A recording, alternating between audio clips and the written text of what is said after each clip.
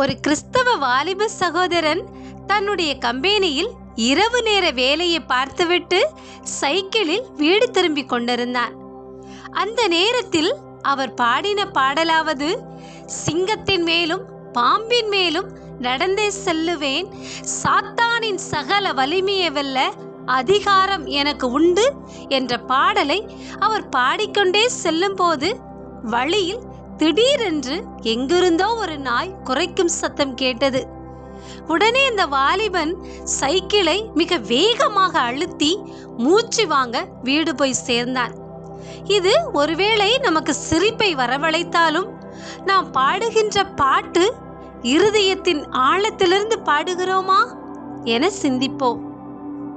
ஆம் பிரியமானவர்களே, நாம் பாடுவதைப் போல வாழ முயற்சி செய்வோம். நாம் சில காலங்களுக்கு முன்பு வேத புத்தகம், பாட்டு புத்தகம், குறிப்பேடு என இவைகளை நம் கையில் பிடித்து கொண்டு ஆலயம் சென்றோம். நவீன உலகம், அதாவது ஸ்மார்ட் வேர்ல்ட் என்று ஒரு விரல் நுனியில் இன்று எல்லாம். எதற்கெடுத்தாலும் மொபைல் போனை பயன்படுத்துகிறோம். சபைகளில் இன்று வாசிக்கப்படுகின்ற மியூசிக் மற்றும் ஒலிக்காக நாம் பாட வேண்டாம். நாம் பாடல் பாடுகின்ற ஒவ்வொரு வார்த்தையும் நம் ஆத்துமாவை ஊடுருவி செல்லட்டும்.